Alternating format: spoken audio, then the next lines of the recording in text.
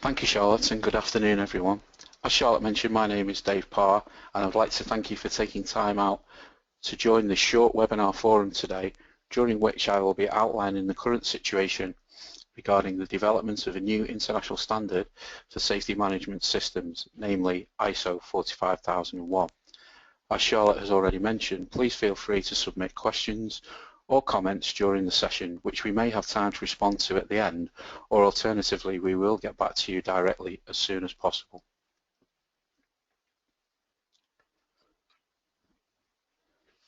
In particular then, this session will look at why there is a need for the new standard, how the standard is being developed, what the content of the new standard will look like, some areas of difference from the current OHSAS 18001 standard, anticipated timescales for progress and launch of ISO 45001, and an outline of how to prepare for the transition to the new standard. So in the first instance then, why is it considered necessary to develop an international framework for safety management systems?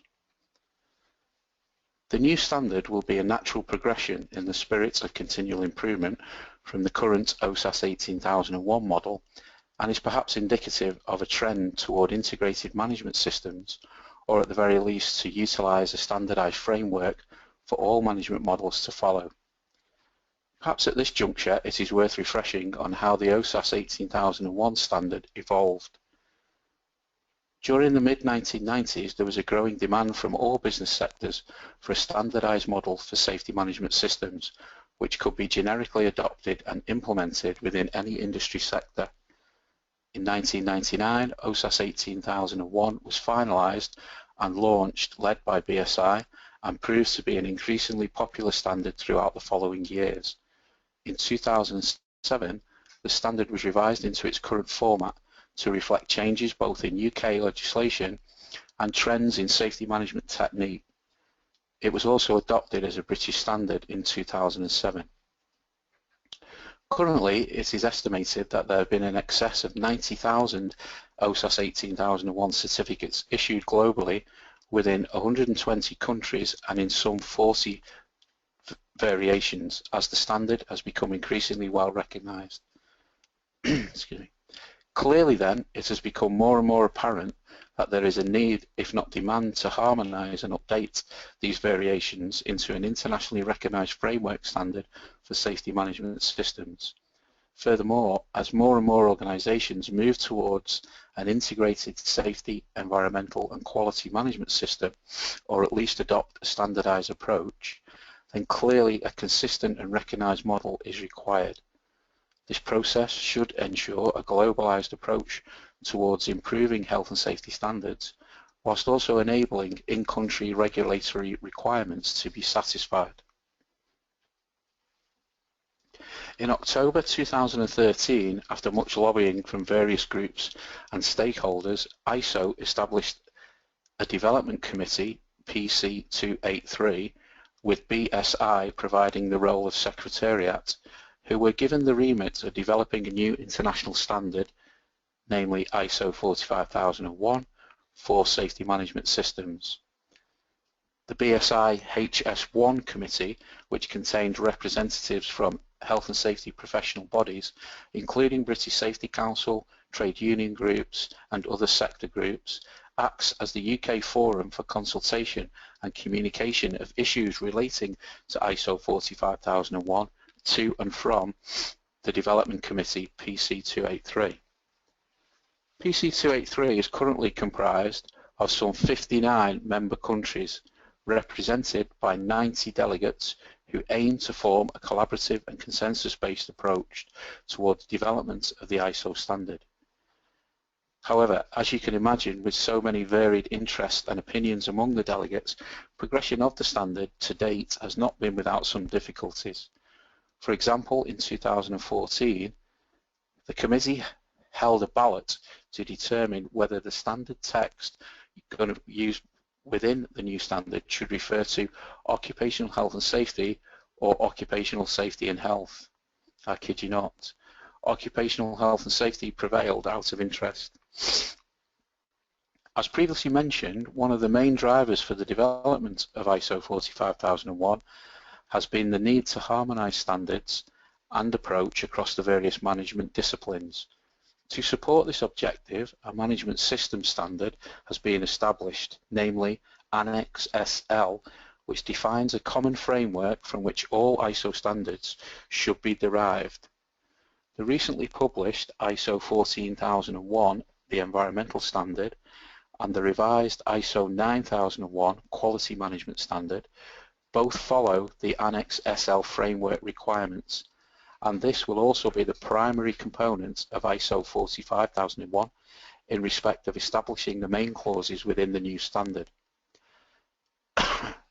Annex SL, and thereby ISO 45001, includes some interesting concepts within the standard framework, which will become explicit clauses within ISO 45001, including context of the organisation, leadership and support.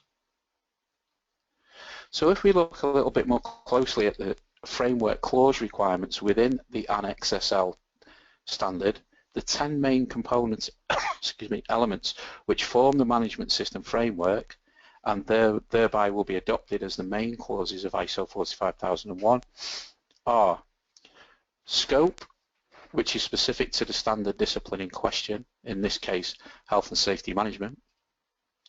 Normative references, again the clause title specific to health and safety. Terms and definitions, common health and safety terms and accepted definitions which will be used throughout the standard. Context of the organisation, which we'll look at a little bit more closely shortly. Leadership and commitment, which will present an absolute requirement on top management to demonstrate their leadership and commitment toward health and safety. Planning, support, which is basically aimed at determining the resources required for establishment, implementation, maintenance and continual improvement of the safety management system. Operation, which refers to things such as control processes, safe operating procedures, etc. Performance evaluation, monitoring, measuring, evaluating and analysing performance. And finally, improvement, which includes issues such as non-conformity, corrective action and continual improvement. So let's take a closer look at one or two of these clause requirements. First of all, context of the organisation. Organisations will be expected to demonstrate that they have considered the internal and external factors which are relevant to its operational activities and which have the ability or the potential to influence the effectiveness of the safety management system. This is directly related to an organisation's arrangements for operational and organisational risk profiling and the subsequent risk management processes arising from this exercise. It is essential that organisations have the ability to identify, control and reduce relevant risks. Some external factors which may need to be considered during this process include political, legal and economic factors, all of which may influence an organisation's strategic planning, the resources required and the general business direction.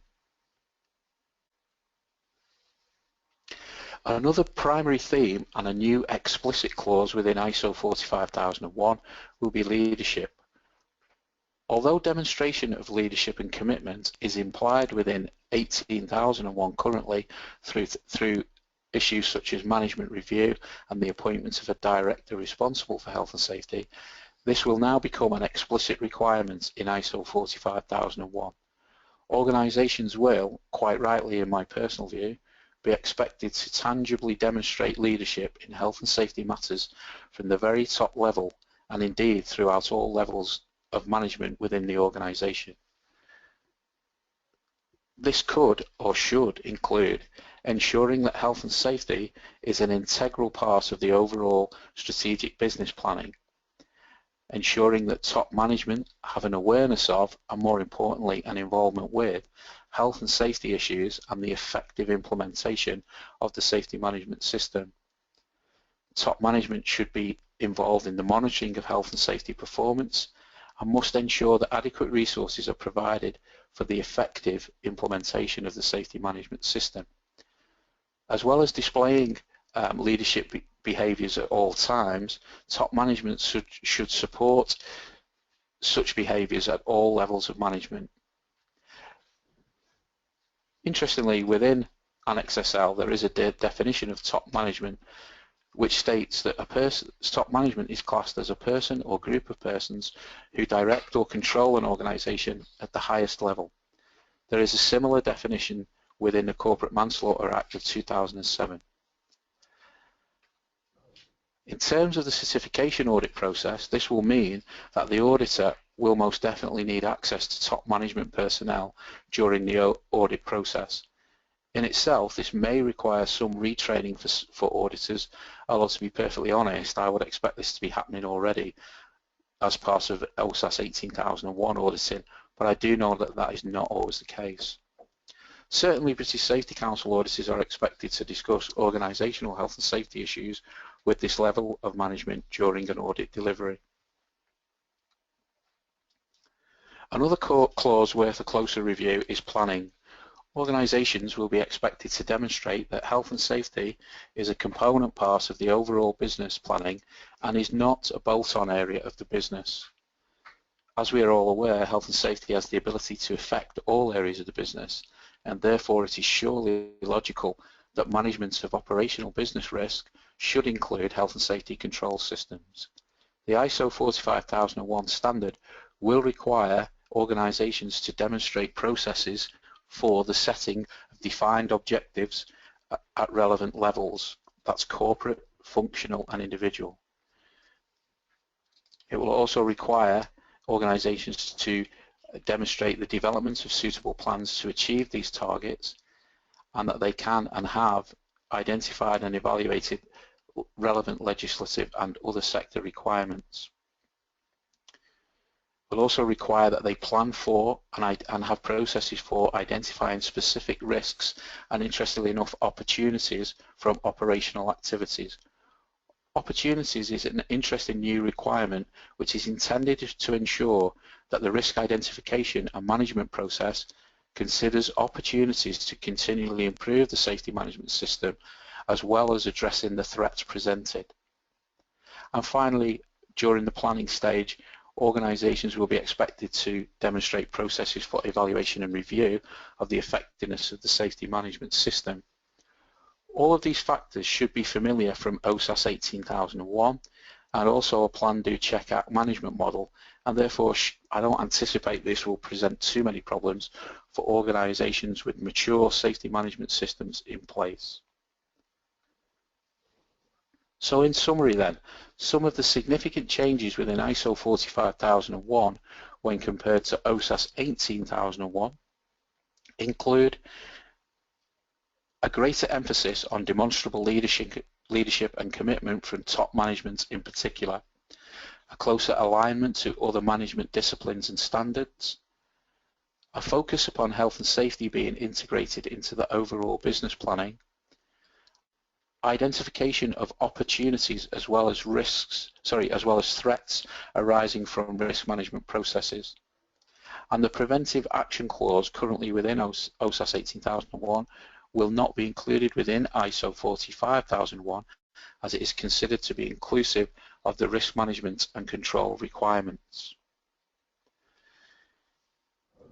So having looked at the context to the development of ISO 45001 standard and outlined some of the significant requirements, where are things currently in terms of development and the launch of the new standard? The first committee draft of ISO 45001 was issued for review and comment in mid-2014, but after a consultation and feedback period was subsequently rejected by PC 238. Following analysis of the feedback, the revised draft version of the standard, CD 45001.2, was released for review in March 2015.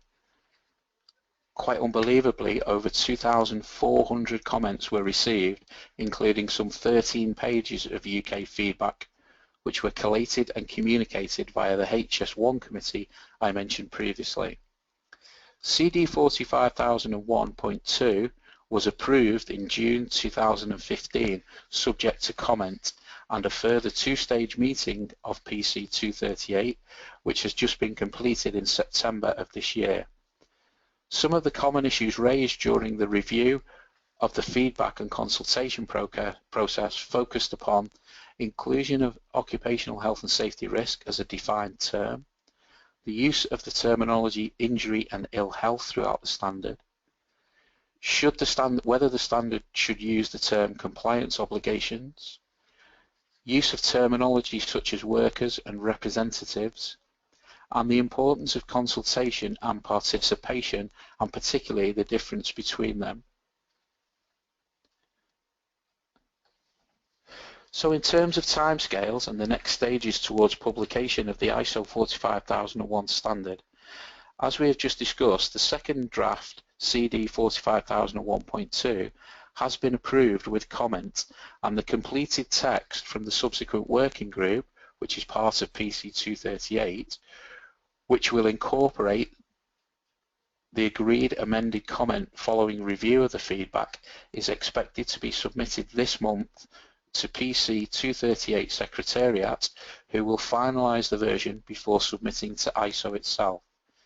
This revised draft will be forwarded as the Draft International Standard, DIS, in November 2015 and will be made available by ISO to member national standard bodies for a translation period of 2 months. Following the end of the translation period, January-February 2016, the DIS will be subject to a period of review and a ballot by these various national standard bodies. June 2016 will see the PC 238 forum meet to review the comments and the results of the DIS ballot and agree the direction towards publication of the new standard. This direction will be dependent primarily upon the volume and the nature of the DIS feedback. If a high volume of feedback is received, then again the text for the standard may need to be amended accordingly, and a decision will be taken by PC 238 as to whether the amended version needs to be issued as a final draft standard. If the DIS feedback comments are primarily of a technical nature, then PC 238 will need to follow the final draft process, which could well put the standard launch back by 6 months, which will take it into late Q1 2017. However, if the DIS feedback is amended and approved in June or September of next year, then the scheduled launch date will be October 2016. Either way, when the new standard is published, there will be a lead-in period for organisations to arrange the transition, if already certificated, to 18001, which is likely to be 2 to 3 years. Organisations will need to be transferring certification by 2018 or 2019, depending on the issue date, as just discussed, to the new ISO 45001 standard in order to maintain the same degree of external recognition for their safety management systems. So finally, how should you be planning for the transition of your safety management system to the new ISO 45001 standard? Well, in the first instance, don't panic. If an organisation is certificated to OHSAS 18001 and have continually improving mature safety management system arrangements, and this will not prove too problematic. However, as we have outlined this morning, there are significant differences between the two standards, and it is essential that a coherent plan for transition is developed sooner rather than later. Consult with your certification body and develop a coherent transition plan which will identify any additional resources, communications, training and support that may be required to ensure all relevant stakeholders are familiar with the requirements of the process. Obtain a copy of Annex SL and CD 45001.2 and assess the impact of the requirements may have upon your organisation's safety management system. Maintain this information as it is updated and the standard is progressed through the stages that we've outlined earlier. on the changes to the DIS, the Draft International Standard, and indeed the final standard issued during this process. Communicate and consult with your internal stakeholders, especially senior management, to ensure understanding and ownership of the amended safety management system. This may involve training and educating certain levels of management and staff, dependent upon the size and scope of the safety management system and your organisation itself. Excuse me.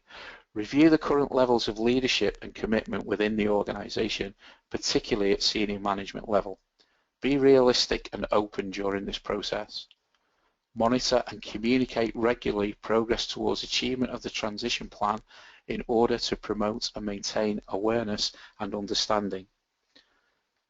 So thank you very much for joining in this short webinar update today. I do hope it's been of some value. I'll now hand you back to Charlotte and Rob. Thank you, Dave. We've had some questions from the audience, so Rob, would you like to read those out? Yeah, thanks very much, Dave. I've got one here from Paul. Regarding the evidence required to satisfy these clauses, are we intending to produce any guidance on what types or levels of evidence might be required to satisfy the various clauses? Yeah, sorry, Rob, is that me? Yes. I probably should have mentioned actually that there will be a guidance document similar to the 18002 guidance document that accompanies the 18001 standard, spookily enough. There will be a guidance document which will be produced in the form of an annex for ISO 45001. So the simple answer to the question is yes, there will be guidance produced and available for that. Thanks, Dave. That's great. One from Alan and also Clive. So, excuse me, Alan, I've sort of combined your question. We are a multi-site organisation. Currently, we certificate as individual sites. In this case, would you interpret the definition of top management, i.e. person or people who direct or control at the highest level, to be the site management or the board back at head office? What would you expect from both groups during an audit? Yeah, good question, Alan, Clive. Yeah, I mean, this is quite a common situation in terms of certificated organisations. Top management, as the definition in its purest sense, as we looked at, refers to persons or group of persons who have control a direction or directly control a direction or influence the direction of the organisation. So it sounds a bit of a cop-out list, but it would be both groups.